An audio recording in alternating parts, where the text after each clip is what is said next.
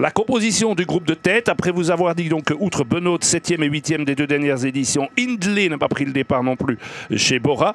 Il était 2e du Giro en 2020. Abandon également de Matthews ce matin, 4e en 2017, et du champion d'Espagne, Fraile. Le groupe de tête, Monique Vanouk pour l'Auto Belgique, Baptiste Plancart pour Intermarché ou Antigobert Belgique, Molly, Virgin et Tisa, un Belge, un Luxembourgeois et un Italien pour l'équipe Bingo Wallonie-Bruxelles, Doubé et Ourselin, les 2 Français pour Total Energy, le Français Armirail pour Groupama, Jacobin Indsgoal, c'est le Danois de l'équipe norvégienne UnoX, et Pau Mikkel pour l'équipe espagnole Kern Pharma.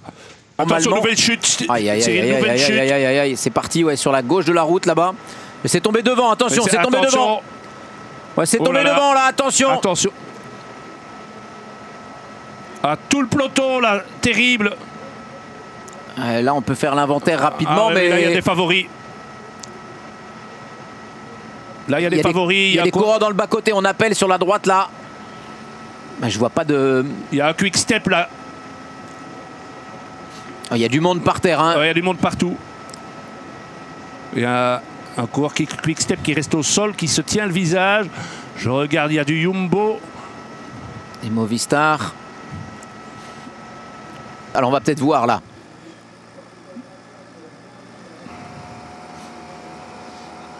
Ah oui, Remco est devant.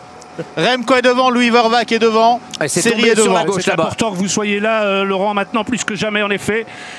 Donc, oh, quelle chute ça a fait là. Je me demande si c'est pas Ilan Van Wilder, mais je déteste donner des noms sans voir.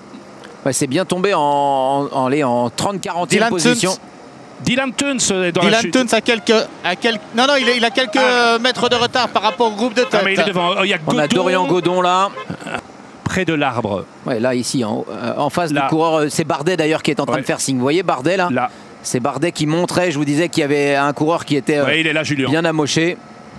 Alors, voici Vervac avec Remco Evenepoel. Et regardez où est placé Wout van Aert. Ouais, bien placé. Bien à l'avant.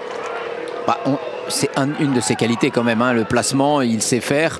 Ce qu'il faudrait, c'est qu'il arrive à avoir 1 ou 2 équipiers avec lui au sommet. Hein. On est bientôt sur le sommet là pour Armirail, hein, ça va basculer, on va reprendre Vando. Il va pouvoir utiliser ses qualités de rouleur.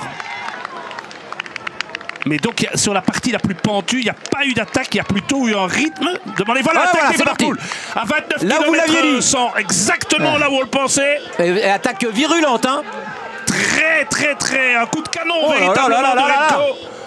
C'est exactement là qu'il voulait le faire. Et là maintenant, ça va faire très mal.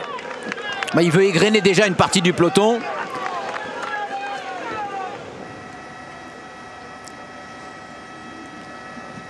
Et regardez. Et Remco qui est au sommet à 1 minute de retard. Oui, mais là il faut bouger. Et Teuns a compris. Il y va, Wout van Aert aussi. Teuns, Valverde et.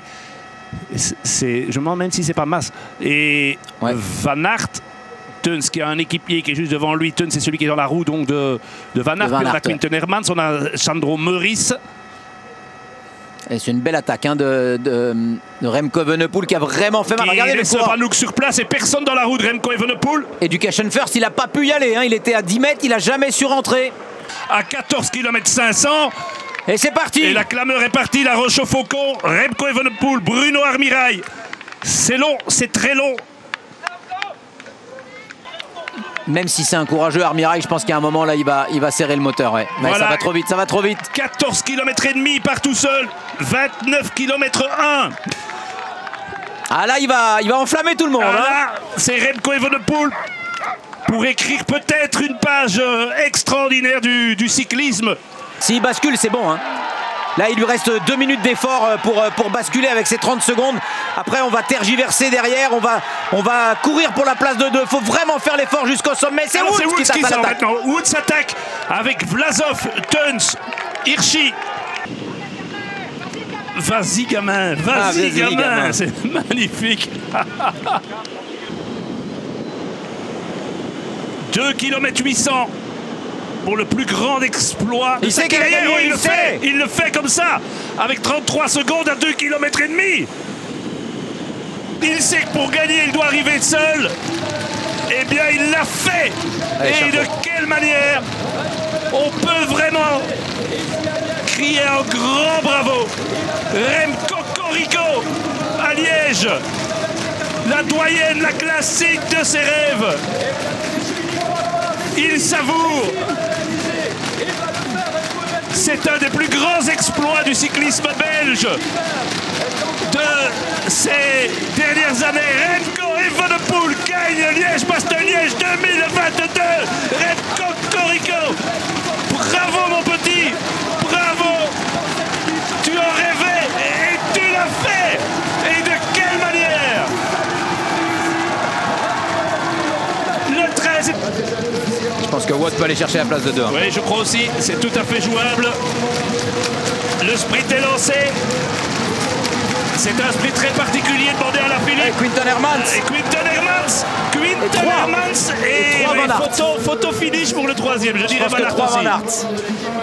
3 Belges sur le podium. Je pense que c'est 1 Remco, 2 Quinton Hermans, 3 Van Aert, à mon avis. Hein. Et regardez Patrick Lefebvre et Wilfried Peters. Mais ça c'est une course qui s'est gagnée avec les jambes de Remco. Mais intelligemment, on a décidé de courir autrement. Et lui, il sait qu'il doit courir comme ça. Chapeau, monsieur.